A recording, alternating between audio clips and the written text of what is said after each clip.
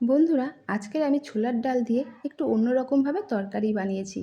এটা কিন্তু রুটি বা পরোটা দিয়ে খেতে কিন্তু খুব ভালো লাগবে। তো চলো, তোমরা দেখে নাও কিভাবে আমি এটা বানিয়েছি। 2 থেকে 3 ঘন্টা আগে ছোলার ডালটা ভালো করে ধুয়ে ভিজিয়ে রেখেছিলাম।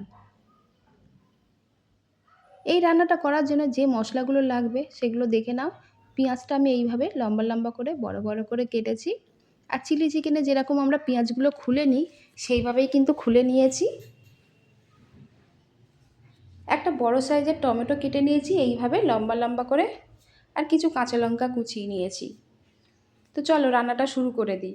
কড়াতে তেল গরম হতে একটা শুকনো লঙ্কা দিয়ে দিলাম ফোড়নে, 1 চামচ মতন গোটা জিরেও দিয়ে দিলাম।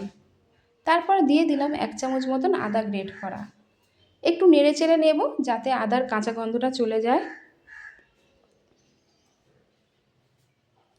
এর মধ্যে দিয়ে দেব ভিজিয়ে রাখা ছোলার ডালটা।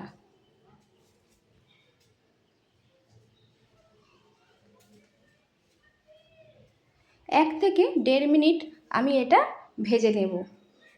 গ্যাসের ফ্লেমটা কিন্তু মিডিয়ামে থাকবে, লো বা হাই করা যাবে না।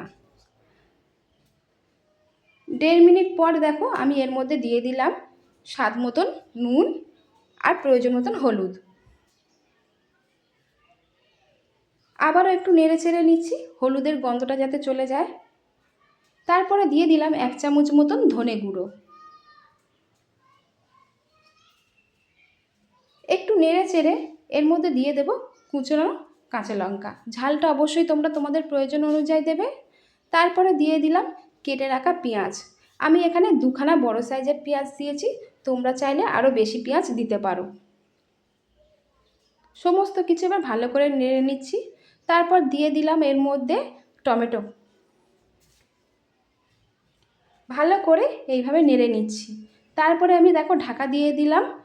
মাঝে মধ্যে কিন্তু ঢাকা খুলে নেড়ে দিতে হবে। এইভাবে 5 থেকে 6 মিনিট আমি ঢাকা দিয়ে রেখেছিলাম। তার মাঝে মাঝে কিন্তু ঢাকা খুলে নেড়েও দিয়েছি। তো বন্ধুরা দেখো রান্নাটা আমার কিন্তু রেডি। ভালো লাগলে অবশ্যই লাইক করো, কমেন্ট করো